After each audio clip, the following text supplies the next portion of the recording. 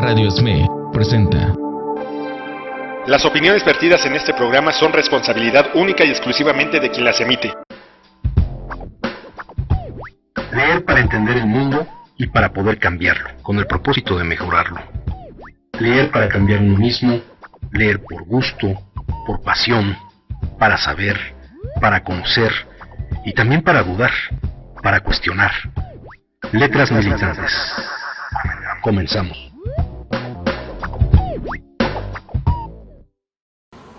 Una de las decisiones más complejas y arriesgadas de carácter administrativo y político que asumí durante mi gestión como presidente fue la extinción de la Compañía de Luz y Fuerza del Centro. Abordar el tema requiere entender mi propio antecedente con la empresa. En septiembre de 2003, Vicente Fox me designó secretario de Energía. Ramón Muñoz, jefe de la oficina del Ejecutivo, me comunicó el nombramiento poco antes del informe presidencial de ese año. Fue un hecho que me entusiasmó porque cumplía mi anhelo de ser parte del gabinete en un área económica, de política pública. Se trataba de un tema que siempre me había apasionado. Como legislador tuve la oportunidad de discutir varias veces sobre los retos que afrontaba el país en ese rubro. La experiencia me permitió tener clara la imperiosa necesidad de impulsar una reforma energética, y en aquel tiempo notaba que era prioritario empezar por el sector eléctrico. De esta manera asumí la tarea como secretario de Energía y tuve mi primer contacto con la dura realidad de Luz y Fuerza del Centro. Apenas asumí el cargo, cité de inmediato a los directores de los organismos descentralizados y paraestatales, CFE, Pemex y Luz y Fuerza. Les pedí que me hicieran llegar información detallada de la situación de sus dependencias, a partir de la cual constaté la dramática situación de Luz y Fuerza del Centro, una empresa con cuantiosas pérdidas económicas. Era evidente que la compañía era inviable si seguía operando con un número de trabajadores que crecía cada vez más. La raíz del problema estaba en el propio contrato colectivo. Estipulaba la obligación de contratar más trabajadores cada determinado número de kilowatts hora vendidos o cada número adicional de clientes. Si mejorar la productividad implica mejorar la relación entre lo producido y los medios empleados, por ejemplo, aumentar el número de kilowatts hora entregados por trabajador, de clientes por trabajador y de ingresos de acuerdo con los recursos disponibles, etc., esta cláusula por sí misma impedía el incremento de la productividad, puesto que si se tenía que aumentar el número de trabajadores cada vez que aumentaba el número de clientes, la productividad, medida como número de usuarios por trabajador, permanecía constante y muchas veces incluso disminuía al aumentar el número de trabajadores en cumplimiento de las abigarradas cargas del contrato colectivo de trabajo. Muy buenas tardes, esto es Letras Militantes y el día de hoy, a raíz de los eventos más recientes, como fue el pasado martes la entrega de la denuncia de hechos en contra de Felipe Calderón, en contra de su narcogobierno, de funcionarios de su narcogobierno, por parte del Sindicato Mexicano de Electricistas, bueno, pues tomé la decisión de abordar el día de hoy en este programa el texto que dedica en su panfleto que ha titulado Decisiones Difíciles, Felipe Calderón, sobre el caso de Luz y Fuerza del Centro, que como lo hemos dicho o se ha dicho en varios foros, está pues plasmado en el capítulo 8 de este intento de memorias políticas de un personaje que hoy se ve pues acorralado, se ve hoy acotado por varios lados y que en esta confesión, porque es prácticamente una confesión, demuestra el uso faccioso que hizo, el uso ideologizado desde la derecha que hizo del poder político para darle el golpe a Luz y Fuerza del Centro. Y ya desde estos primeros párrafos del capítulo 8, pues expone una grave mentira, ¿no? En esta parte donde dice que la raíz del problema era que había una cláusula en el contrato colectivo que obligaba a aumentar el número de trabajadores si aumentaba el número de kilowatts hora vendidos o si había un número adicional de clientes. Y entonces es necesario conocer este texto. A nadie le recomiendo que lo compre, está circulando en redes sociales y bueno, pues si les interesa conocer todo el texto, pues adelante. Si no, bueno, les podemos acercar estas 20 páginas que son el capítulo que dedica Luz y Fuerza del Centro. Y repito, esta primera mentira sobre el número de horas de kilowatts hora vendidos o cantidad adicional de clientes como variables dependientes para el crecimiento de la plantilla de trabajadores, pues es una falsedad por completo, porque no aparece en ninguna cláusula del contrato colectivo, ni siquiera en la que le tocó a él, el contrato que le tocó a él revisar como secretario de Energía, aparece una cláusula de ese tipo. El señor se confunde o seguramente le dieron mal la información, porque dudo mucho que él haya tenido siquiera la precaución de leer los contratos colectivos, los convenios departamentales, los convenios generales que se gestaban en Luz y Fuerza del Centro, y esta situación era más cercana a la posición de la comercial, en cuanto que algunas de sus oficinas de la comercial, pues había, por ejemplo, en el caso de sucursales cerradas, que eran aquellas que, ubicándose en centros urbanos importantes, por ejemplo en la Ciudad de México, no había posibilidad de que crecieran en número de clientes. Sin embargo, había otras sucursales que, por la misma situación geográfica en donde se encontraban, pensemos por ejemplo el caso de Tlalpan, pues sí tendía a que hubiera un crecimiento del número de clientes, de usuarios, como les llamábamos nosotros, que pudieran contratar el servicio y que lógicamente requerirían de un mayor número de trabajadores para atender las necesidades. Y esta confusión, que bueno, nosotros la calificamos como mentira de antemano, porque no aparece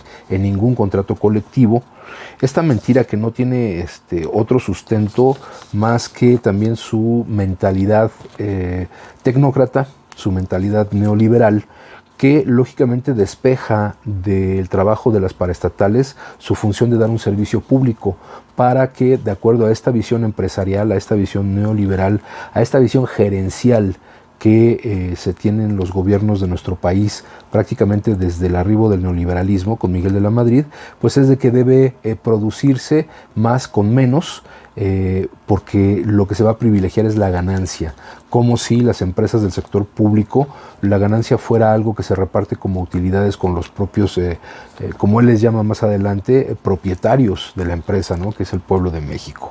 Sabemos que bueno, pues es una sarta de mentiras, pero creemos muy necesario ubicarlas y poderlas desmentir paso a paso, y es a lo que nos vamos a dedicar en cuanto a esta primera parte de su texto, a lo largo de esta emisión de Letras Militantes. Continuamos con la lectura de este texto. Eso mataba la productividad de la empresa. Cada vez se prestaba básicamente el mismo servicio con mucho más empleados. Y no era lo único. Había cláusulas que estipulaban, por ejemplo, que los trabajadores en, y entre comillas, áreas rurales tenían derecho a un caballo cada 2 años. Eso permitió que el líder sindical y algunos de sus paisanos del estado de Hidalgo pudieran hacerse de una cuadra de caballos, a grado tal que construyeron su lienzo charro particular.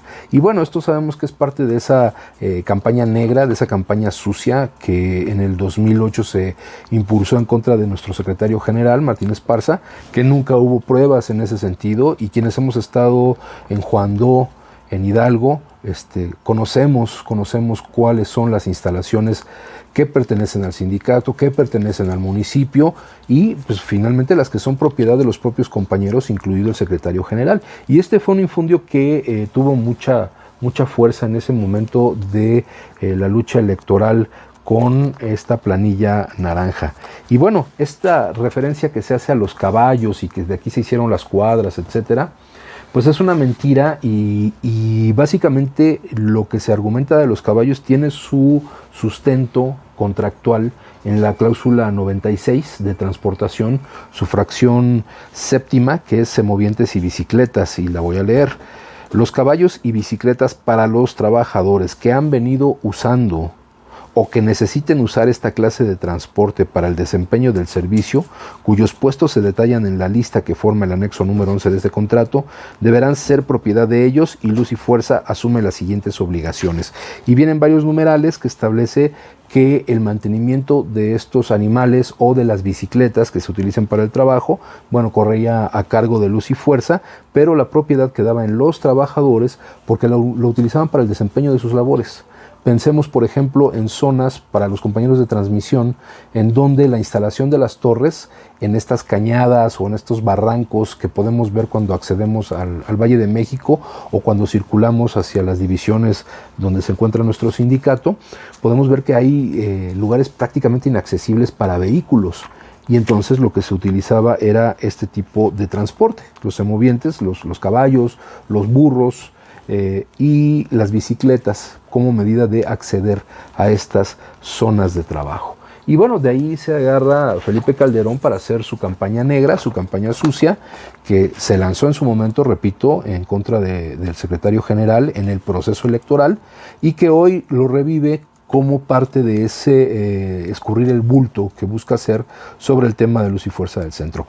No hay que olvidar que dentro de un año, prácticamente para octubre del año próximo, se cumple el plazo por el cual se ocultaron los documentos relativos a la liquidación, a la extinción de Luz y Fuerza del Centro. Entonces, pues no dudamos que esta sea parte de su estrategia como para querer disimular o escapar de las responsabilidades legales, penales, a las que se va a hacer acreedor este narcopresidente o narcoexpresidente de la República, Felipe Calderón.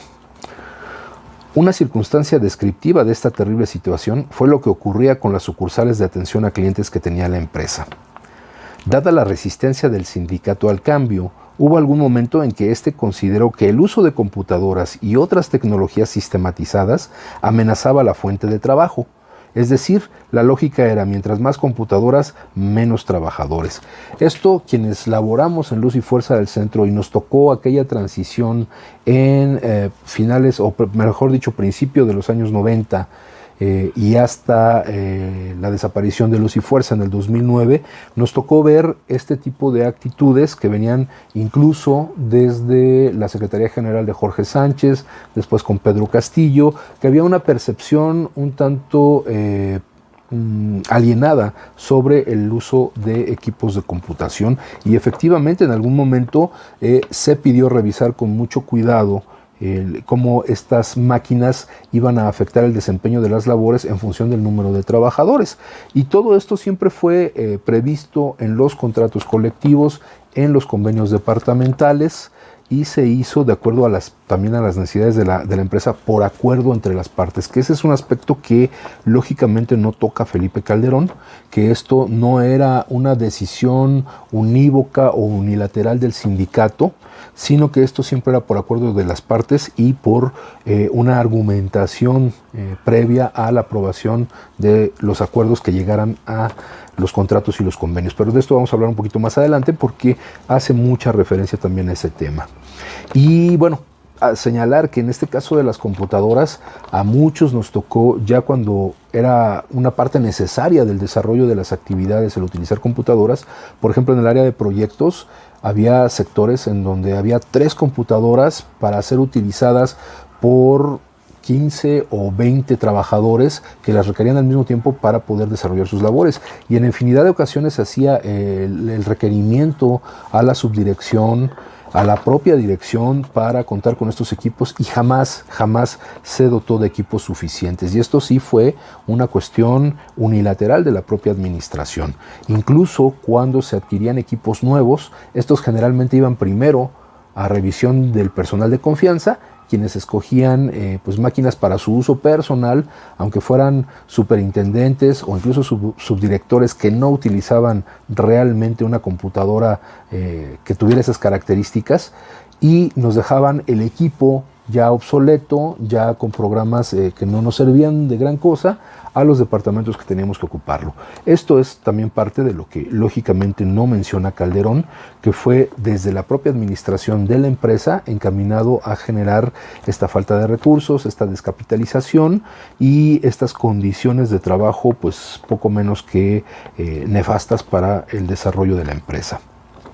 Me voy a brincar algunas partes porque bueno, ya tendrán oportunidad de leerlo, pero vale la pena también aquí retomar lo que pasaba en las sucursales, ¿no? Que dice que entrar Era como entrar en una película en blanco y negro.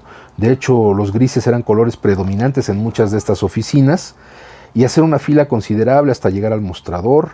Ahí lo atendía uno de muchos empleados. En fin, cae sobre nuevamente este tema de la atención al usuario, en donde había demasiado personal a su forma de ver y que la atención no era la óptima.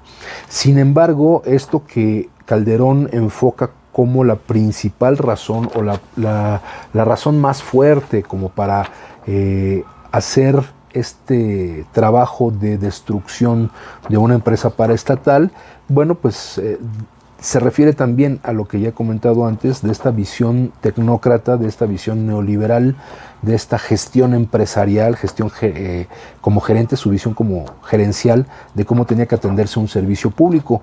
Y a ese respecto hay un texto muy importante del 2012, que lo escribe el compañero, el doctor Edgar Belmont, que es un investigador de la UAM, de la Universidad Autónoma de Querétaro y de varias instituciones, que ha estado cercano al ESME y que ha analizado con mucho detalle la situación que se vivió en Luz y Fuerza del Centro. Y este texto, que se puede encontrar en la red, y que bueno, vamos a subir el vínculo a la página de Letras Militantes, el texto se titula Luz y Fuerza del Centro, ejes del conflicto entre el Sindicato Mexicano de Electricistas y el gobierno federal. Voy a leer una parte muy corta, que se refiere justamente a esta relación entre los usuarios y los trabajadores.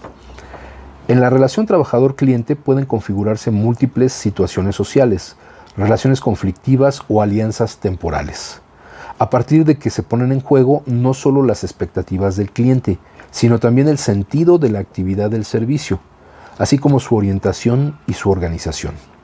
Por lo tanto, en el caso del servicio eléctrico, además de dispositivos técnicos y operativos, intervienen referentes éticos, cívicos y políticos, que en mayor o menor intensidad se ponen a prueba, por ejemplo, al momento de exponer una queja o de solicitar una explicación sobre la orientación de la política tarifaria. Conflictos que se configuran con bastante frecuencia en la barra de atención al público y que pretenden acotarse al suprimir la relación cara a cara a través de la tarjeta de prepago, que esto es algo de las dinámicas que se empezaron a implantar a partir de la extinción de Luz y Fuerza del Centro. Los mencionados conflictos deben analizarse más allá de su contexto inmediato, debido a que en ellos también entran en juego las inconsistencias que existen alrededor de la producción del servicio y de la política energética y tarifaria. En este sentido, entre los trabajadores de Luz y Fuerza del Centro, existe inclusive la percepción de que la distribución de la responsabilidad sobre la situación financiera, técnica y operativa de la empresa y de los altos costos de la electricidad fue inequitativa e injusta por el juego mediático que se construyó alrededor de la figura del cliente insatisfecho.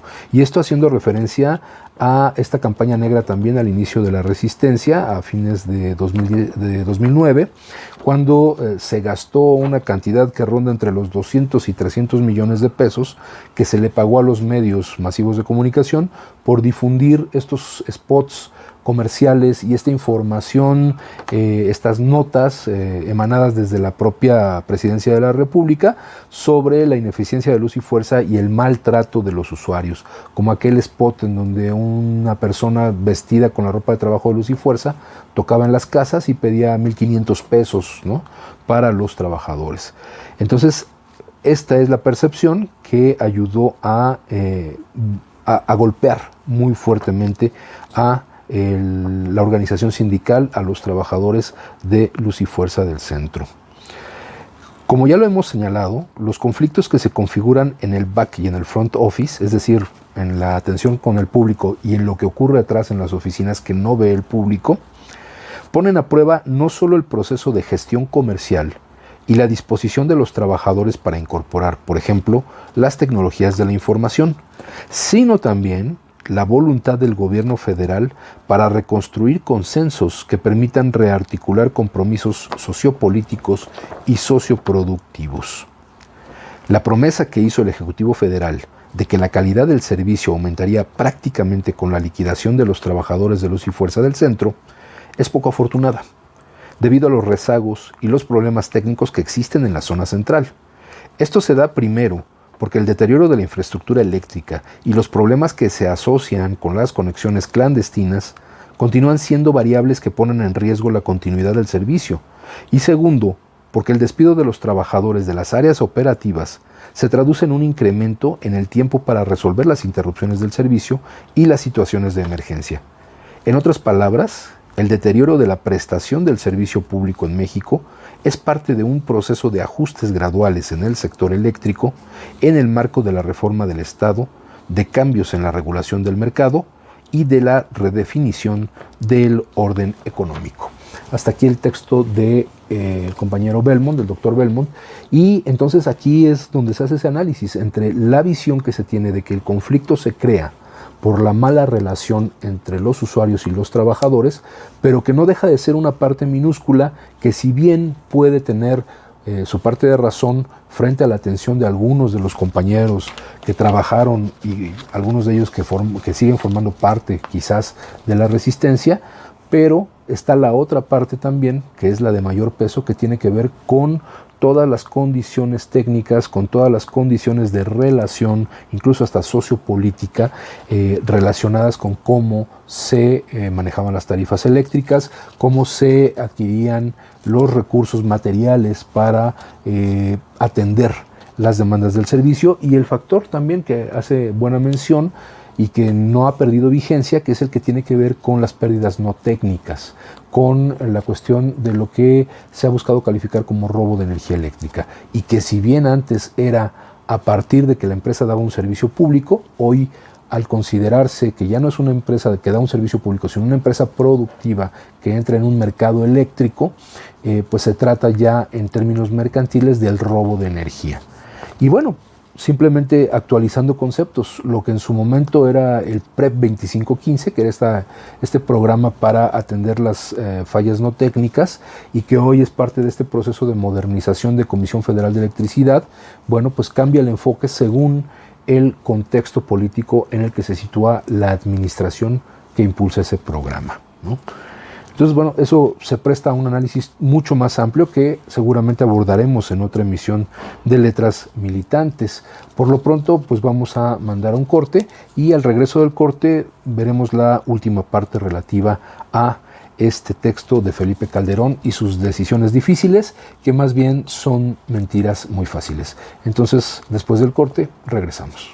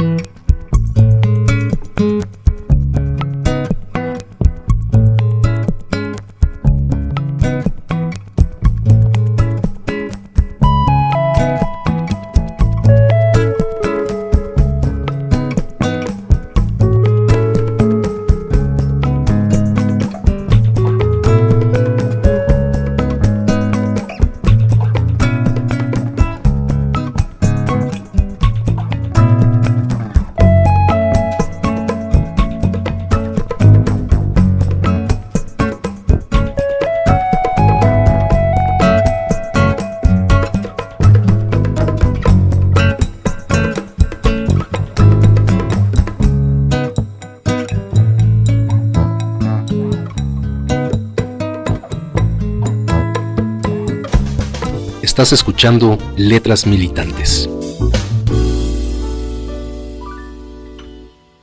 Regresamos a Letras Militantes para continuar con la lectura de este texto de El narco gobierno de Felipe Calderón, o su justificación literaria que quiere hacer a través de este libro titulado Decisiones Difíciles, que siempre ha buscado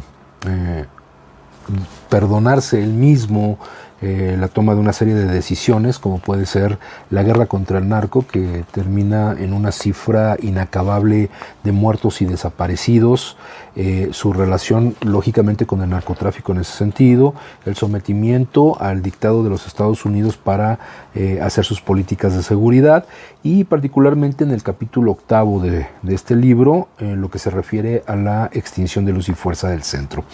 Y bueno, durante las primeras páginas de su texto, que hace un recuento de su labor como secretario de Energía, busca establecer una especie de contexto en donde el gran villano es el Sindicato Mexicano de Electricistas, y el gran problema es la ineficacia, la ineficiencia, la falta de productividad y, pues en resumidas cuentas, aunque no lo dice de esa manera, la falta de ganancias.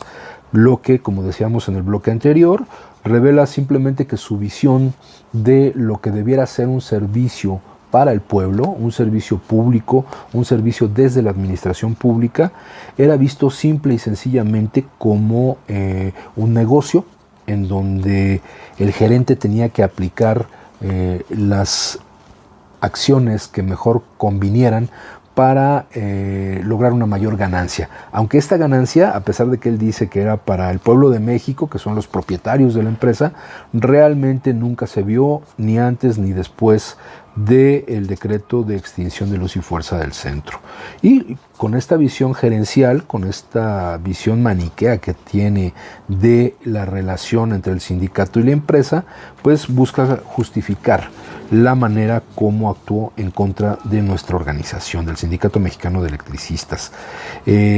Por ejemplo, en una parte del texto dice: por regla general, el servidor público promedio responde a los mismos incentivos que cualquier persona. En una empresa particular, los dueños presionan a la administración para minimizar costos, y los administradores saben que pueden perder su trabajo si no hacen su mejor esfuerzo para enfrentar demandas exorbitantes. En el caso de los servidores públicos, por desgracia, no es así. Por supuesto que no es así, porque obedece a otra serie de factores en donde los beneficiarios también de esa productividad, de esa bonanza de la empresa, éramos los propios trabajadores. No hay que olvidar que la infraestructura de luz y fuerza del centro no apareció como por arte de magia, ni tampoco fue un obsequio de los trabajadores al pueblo de México. Fueron jornadas laborales, fueron actividades que, si bien fueron pagadas, también sirvieron para constituir nuestros propios fondos colectivos que fueron acordados entre las partes. Entonces, hay varios elementos aquí que constantemente delatan esta posición sumamente empresarial, que no es de extrañar, pues es un gobierno panista, o fue un gobierno panista, y entonces es necesario irla desglosando, irla analizando. Infortunadamente no tenemos el tiempo aquí suficiente como para hacerlo como quisiéramos, con la extensión que quisiéramos. Habrá que tomar espacio en otras de las emisiones para analizar con más detalle algunos de los fragmentos de este texto, porque da para un análisis mucho más amplio, no carente de coraje, porque de verdad da mucho coraje leer pues las imprecisiones, las mentiras y el cinismo con el que relata todo el proceso de extinción de luz y fuerza del centro. Dice, por ejemplo, aquella negociación que me tocó vivir como secretario de Energía seguía un ritual en el que, cedida una serie de prestaciones al contrario, faltaba negociar el aumento salarial, horas antes de que se venciera el plazo para el estallamiento de la huelga. La dirección de la empresa ofrecía un aumento menor, que el sindicato rechazaba y pedía más. La dirección volvía con otro planteamiento en los límites presupuestales. El sindicato lo rechazaba, pero esta vez deliberaba horas en asamblea y luego volvía con una propuesta por encima de los límites presupuestales. Aquí, cuando habla de los límites presupuestales, hay información que lógicamente omite. Hay cantidad de información que este señor decidió no mencionar, no dar a conocer, porque lógicamente lo que hace es echar por tierra sus argumentos. Simplemente los ingresos totales, los ingresos netos que tuvo, por ejemplo, Luz y Fuerza en el 2008 fueron 58,000 millones de pesos. Y de esos 58,000 millones de pesos, menos del 10% estaba constituido por los salarios y prestaciones para activos y jubilados. Entonces, este aspecto de decir, pues es que no podíamos subir el salario porque estaba en el tope presupuestal, pues simplemente era también una falta de voluntad política, porque sabemos que finalmente se rompían estos topes salariales, no porque se sacrificara el presupuesto, sino porque estaban justamente dentro de los márgenes que todavía el gobierno podía darse el lujo de aplicar a los salarios de por sí explotados. Hay otro texto, y vamos a subir también el vínculo, donde habla de esta relación salarial y donde dice, pues por ejemplo, que de los salarios, específicamente de los salarios, por cada peso que la empresa pagaba en 2008, por cada peso que la empresa pagaba en salarios, se generaban más de 12 pesos para la empresa, ¿no? Entonces, ahí hay una correlación muy interesante que valdría la pena revisar en otro momento, ¿no? Era un ultimátum. Me indignaba el estilo, aunque en ese momento tenía que consultar la decisión a quien era entonces secretario del Trabajo. Consintiendo, a la vez, me dijo: es tu decisión, ¿tienes otra opción? Quedaba la huelga. Cuando les pregunté a los presentes si el gobierno estaba listo para guardar una huelga de luz y fuerza, hubo una risa generalizada en esa pequeña sala. Parecía que había contado una broma. Tal vez lo era. Y así, en el sentido que busca como que ponerse como víctima, en el plan de ofenderse por la manera en cómo el sindicato controlaba las negociaciones, pues no revela otra cosa más que este odio de clase que es transgeneracional. No olvidemos que el padre de Felipe Calderón fue pues un eminente militante del Partido Acción Nacional en la década de los 50 y que lógicamente el PAN, cuando surge, y eso también va a ser objeto de otro programa más adelante, el PAN en su origen pues se manifiesta en contra de las políticas en el sexenio del general Lázaro Cárdenas. Y justamente en ese sexenio es cuando se da un florecimiento importante de las organizaciones sindicales. Simplemente es el año de la huelga, en 1936, del Sindicato Mexicano de Electricistas en contra de la Mexican Light and Power. Entonces, bueno, no es gratuito tampoco la posición de Calderón, tiene que ver con una educación que desde su propia casa debe haber recibido para odiar de esta manera la capacidad de organización y la búsqueda de beneficios que para los trabajadores tienen las organizaciones sindicales. En aquella madrugada se aceptó la propuesta del sindicato y al día siguiente se firmaron los convenios. Para mí representó una enorme frustración, una decepción cómo se atendían los asuntos públicos. A fin de cuentas, el gobierno había cedido, como siempre, a la presión sindical, otorgándoles la mayoría de sus pretensiones. A pesar de ello, me empeñé en tratar de cambiar algo de esa relación perversa, o sea, todavía se atreve a llamar perversa la relación de negociación entre sindicato y empresa. Y en esa ocasión logramos pactar la elaboración de un convenio de productividad con el sindicato que revisaríamos con frecuencia. Desafortunadamente, 2 meses después, en mayo de 2004, presenté mi renuncia a la Secretaría de Energía por las razones ya descritas y con ello llegó a su fin la posibilidad de cambiar de manera radical el contrato colectivo. Por desgracia, ese convenio nunca se cumplió porque nunca se presentó. Si recordamos la revisión contractual 2004-2006, nunca hubo al final de la revisión del contrato la propuesta de un convenio de productividad entre la empresa y el sindicato. Si la presentó y no la supo argumentar él como secretario de Energía, que no estuvo presente, o sus personeros, o el director de Luz y Fuerza, que era Luis de Pablo, si no lo hicieron, bueno, pues revela un nivel de ineficiencia de parte de su propio personal. Ya, bueno, cierra con amargura esta parte de su relato, cuando él fue secretario de Energía, y continúa ya con su llegada a Los Pinos y cómo nuevamente veía como un reto el romper el contrato colectivo de trabajo de Luz y Fuerza del Centro. Lo que va dejando muy claro a lo largo de este texto es que siempre tuvo en la cabeza la idea de desaparecer al sindicato. El principal enemigo era el Sindicato Mexicano de Electricistas, porque en ningún momento hace planteamientos similares a lo que ocurría en Comisión Federal de Electricidad.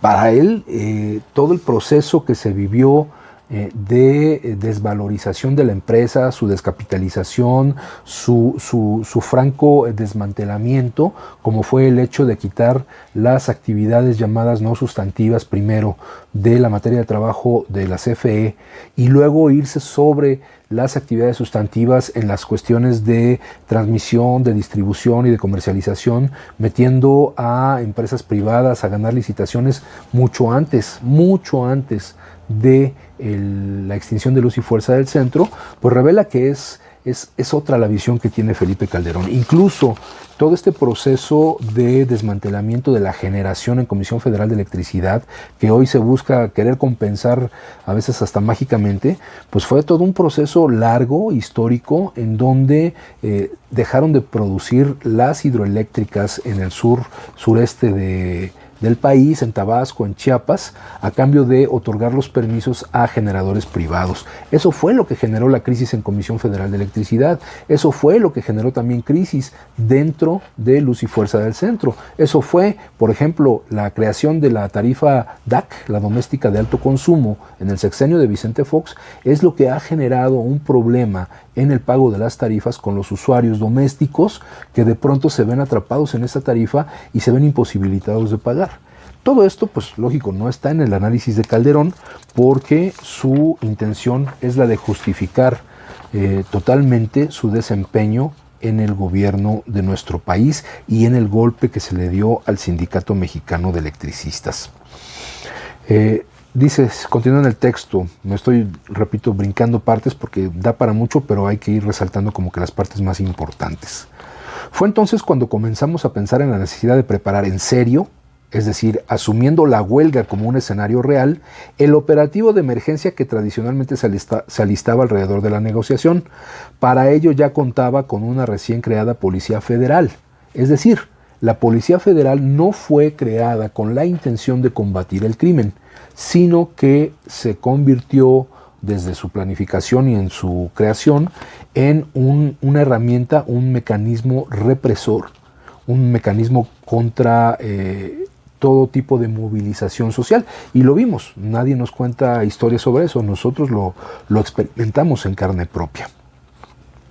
Ante la falta de posibilidades de llegar a un acuerdo y la inminencia del operativo, la instrucción fue sostenerse ante las exigencias del sindicato y su absoluto desdén a la petición del gobierno de observar el convenio de productividad. Esto ya hace referencia a la revisión del contrato en el 2008. Se le informó al sindicato que si no había acuerdo y estallaba la huelga, se iba a liquidar la empresa. El mensaje de regreso fue que la protesta social era un hecho consumado. El sindicato anunciaba el inicio de la huelga. Minutos después, ese 16 de marzo de 2008, ordené la publicación de un decreto en el cual se declaraba la ocupación inmediata, total y temporal de todos los bienes y derechos de Luz y Fuerza del Centro. Alcanzó a circular en la edición extraordinaria del Diario Oficial de la Federación. Efectivamente, sabemos que la negociación 2008-2010 fue una de las más complejas porque había ya una cerrazón del gobierno, había la intención de llevar al punto crítico del estallamiento de la huelga. La decisión era tremendamente difícil. Había que definir si se continuaba con la liquidación de la empresa o se aceptaba la contrapropuesta sindical que ya estaba dentro de los parámetros razonables. Es decir, ya había una propuesta del sindicato en la negociación que evitaba llegar a la huelga y por lo tanto se desmantelaba esta idea del operativo para acabar con Luz y Fuerza en esa negociación 2008-2010. Después de todo, el sindicato ofrecía suscribir el convenio de productividad. Las opiniones se dividieron en este pequeño grupo, se refiere al grupo de su gabinete que estaba llevando la negociación. Por una parte, no estábamos suficientemente preparados para enfrentar las consecuencias de la huelga, ni sabíamos si tendríamos la capacidad de llevar a cabo con éxito la intervención. Por otra, tenía en puerta un proyecto mayor para el país. Quería presentar en ese 2008 una ambiciosa iniciativa de reforma energética que tanta falta le hacía a México. Es esta famosa reforma petrolera, cuando salieron las Adelitas a la calle y cuando el único secretario general de un sindicato del sector energético, que fue nuestro compañero Martín Esparza, salió a dar la cara, a cuestionar esta reforma y a pelear por la soberanía energética de nuestro país. No lo olvidemos, fue el único secretario general de sindicato del sector energético. Mi conclusión esa mañana era que el gobierno se vería muy debilitado para manejar al mismo tiempo las protestas de Andrés Manuel en la calle, todavía pidiendo mi renuncia y mi salida con una gran capacidad de movilización en la capital, las resistencias naturales a una reforma energética y aparte la movilización del ESME, que representaba quizá el mayor riesgo de desestabilización. Por esa razón aceptamos la contrapropuesta más moderada del sindicato, con el compromiso de retomar el acuerdo de productividad. Acto seguido a la suscripción de los convenios respectivos, promulgué otro decreto, dejando sin efectos el emitido horas antes que contemplaba la extinción de la empresa. Y aquí viene otro de los temas que uno se da cuenta, él lo está escribiendo, pero es una mentira que se desmiente muy fácilmente. Al poco tiempo sobrevino lo que esperábamos que ocurriera. El sindicato no tardó mucho en desconocer por completo el convenio de productividad. Alegaba, como antes, que el acuerdo que había firmado su dirigencia y que se había aprobado en la asamblea era contrario a las cláusulas del contrato colectivo. Decía la verdad. ¿De dónde? Pero actuaba de manera tramposa. Habíamos acordado darle prioridad al acuerdo de productividad y adaptar el contrato colectivo a este. Y es entonces donde uno dice, bueno, ¿de dónde demonios argumenta? Por eso estas leyendas urbanas de su alcoholismo, etcétera, cobran fuerza, porque ese convenio de productividad, o sea, era perfectamente aceptado por nuestro sindicato. Y ahí está. Incluso el sindicato publicó esto con el logo del sindicato, el logo de Luz y Fuerza del Centro, todo el convenio, en cada una de sus partes, aparece en este documento. Había la plena aceptación de este convenio de productividad. Y contra lo que dice el propio Calderón de que se desconoció este convenio de productividad, aquí está el informe de la revista Lux de los avances del convenio de productividad, y esto es de marzo, es más, esto es del 1 de mayo del 2009, un año después de que se firmó ese convenio de productividad. ¿Y qué es lo que dice? Bueno, después de varias páginas en donde hace la referencia en la cláusula primera a cómo se da el acuerdo para este convenio de productividad, la tabla en la que se establecen los indicadores, qué unidad de medida y su calendarización y qué avances se van dando, pues el resumen es muy sencillo y muy revelador. Lo anterior nos arroja un resultado global del 93.8% de grado de cumplimiento en el año referido. Es decir, que entre la firma del convenio en el 2008 y este informe en el 2009, se alcanzó más del 90% del cumplimiento de estos indicadores de productividad acordados entre la empresa y el sindicato. Tenemos claro que este buen resultado obedece en gran parte a que las metas para 2008 se fijaron a partir de objetivos ya planificados y presupuestados. Por lo tanto, la prueba de fuego para los indicadores corre a partir de este 2009, tomando en consideración que la recesión económica que vive el país y que es responsabilidad del gobierno de entonces de Felipe Calderón, tiene un fuerte impacto en el Producto Interno Bruto. De hecho, se esperan valores negativos, lo que impedirá el desarrollo económico y social de la población y con ello de la industria eléctrica. Aún así, estamos seguros que si se cubren los requerimientos indispensables para el desarrollo de la entidad y se revisan los convenios departamentales conforme a la cláusula cuarta de este convenio de productividad, estaremos en condiciones de cumplir con las metas fijadas, es decir, menos de un 7% del cumplimiento que se esperaba, pues la mano de obra jamás ha sido un obstáculo para el avance de Luz y Fuerza. Entonces es una abierta mentira de Felipe Calderón el decir que hubo un desconocimiento del sindicato, que se dijo no vamos a cumplir con este acuerdo de productividad. Y así se va desarrollando toda esta serie de mentiras, toda esta serie de... como que se aparta de la realidad Felipe Calderón, como que la información que le proporcionaron sus asesores y todo el personal de su staff, pues no fue la más adecuada, ¿no? Incluso ahí es cuando menciona en una de las páginas de que se le daban prestaciones excesivas a los trabajadores y habla incluso de esta famosa mentira popularizada durante esa revisión de 2008-2010, de la famosa delfinoterapia y equinoterapia. Él dice en su texto que se buscaban prestaciones para que tuvieran terapia con delfines los trabajadores.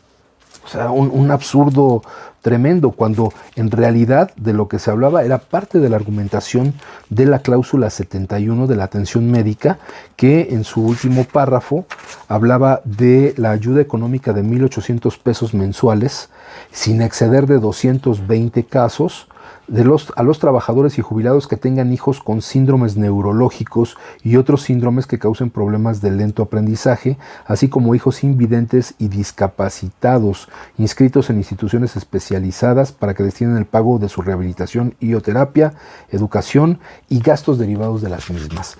Y entonces, esta otra parte que también se queja Calderón de que se llevaba demasiado tiempo y demasiada gente en revisar el contrato, pues es parte de la conquista de la clase trabajadora de lograr mejoras a sus condiciones de trabajo. No es nada más pedir y me lo das.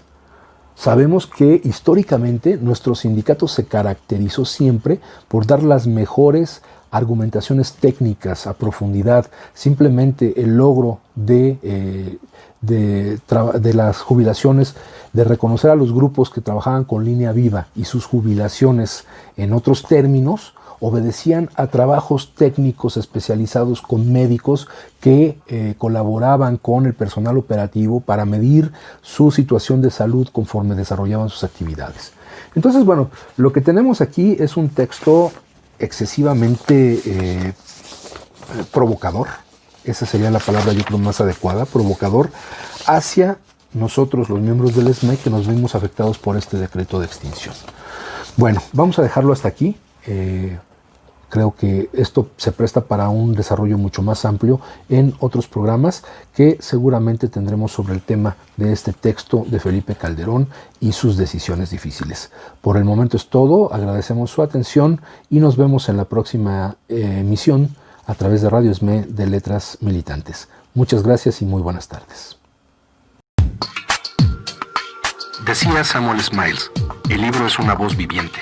Es una inteligencia que nos habla y que escuchamos. Acompáñanos en la próxima emisión de Letras Militantes, a través de Radio SME, donde a los libros les damos la palabra.